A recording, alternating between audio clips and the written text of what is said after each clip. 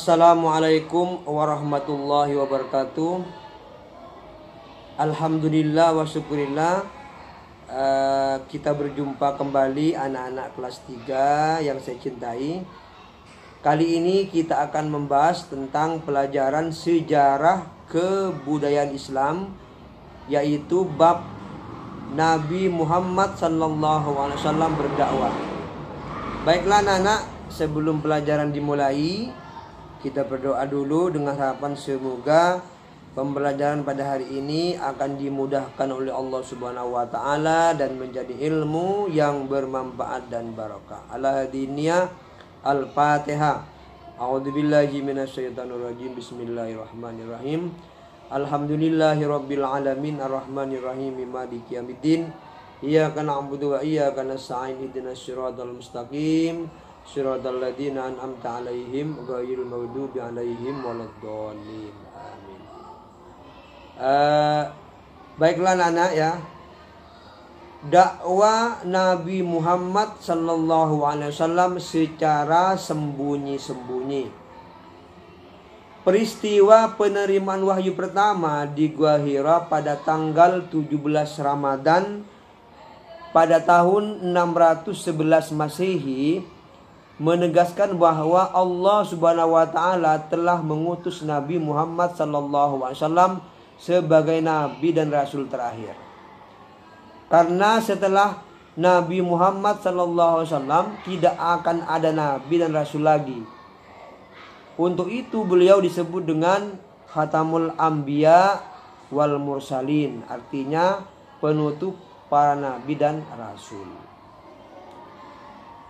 Setelah turunnya wahyu pertama, surat Al-Alaq ayat 1 sampai 5 di Gua Hira, Nabi Muhammad SAW tidak menerima wahyu lagi selama 2,5 tahun.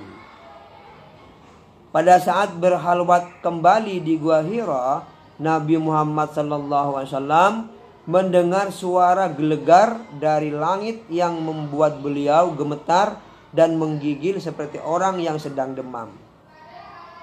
Setelah itu beliau bergegas pulang ke rumah dan meminta untuk diselimuti kepada istrinya Khadijah radhiyallahu anha. Dalam keadaan berselimut itulah datang malaikat Jibril menyampaikan wahyu kedua, yaitu surah Al-Muddatsir ayat 1 sampai 7 yang berbunyi Bismillahirrahmanirrahim, dengan menyebut nama Allah yang Maha Pengasih lagi Maha Penyayang. Ya ayyuhal muddatsir, hai orang yang berkemul atau berselimut. Kum fandir, bangunlah lalu berilah peringatan. Wa rabbuka fakabbir, dan Tuhanmu agungkanlah. Wasiyabaka fatahhir, dan pakaianmu bersihkanlah. Warujza fahjur, dan perbuatan dosa tinggalkanlah. Wala tamnun tastaksir, dan janganlah kamu memberi dengan maksud memperoleh balasan yang lebih banyak. Wali rabbika fasbir, dan untuk memenuhi perintah Tuhanmu bersabarlah.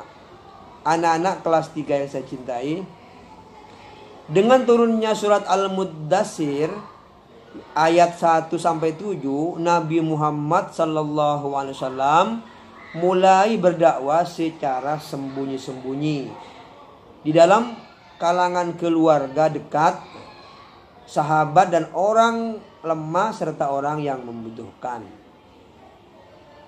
Adapun orang yang pertama kali masuk Islam ialah istrinya sendiri, yaitu Khadijah. Kemudian dari kalangan keluarga, yaitu dari kalangan anak-anak, yaitu Ali bin Abi Thalib, sepupunya sendiri, putra Abu Talib.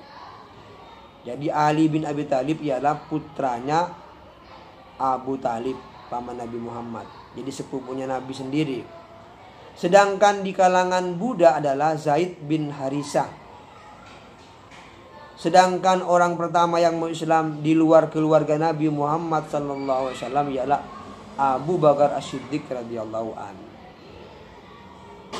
Dengan perantara keempat orang tersebut, maka banyak orang yang telah masuk Islam.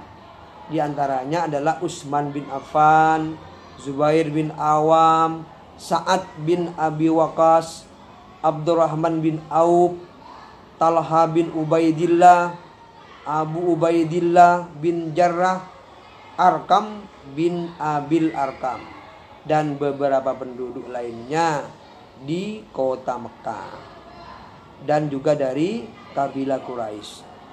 Mereka yang pertama kali masuk Islam diberi nama gelar As-Sabiqunal Awwalun, yang artinya adalah orang-orang terdahulu masuk Islam.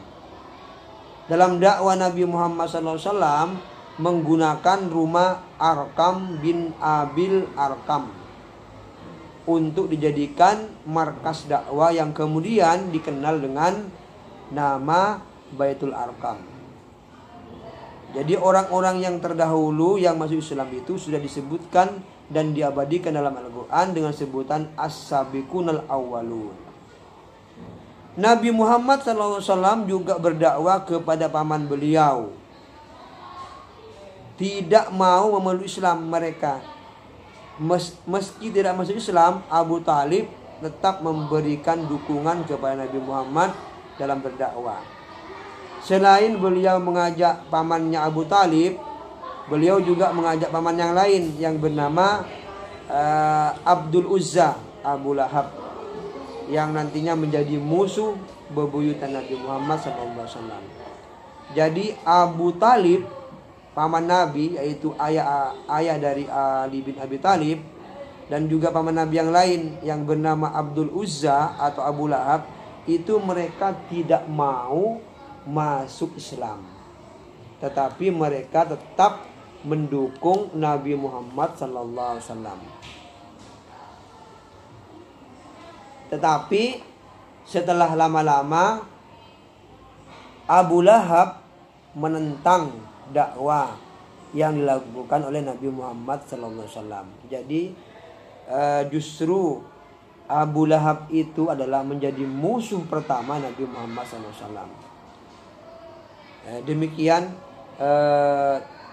keterangan tentang dakwah Nabi Muhammad SAW dengan secara sembunyi-sembunyi.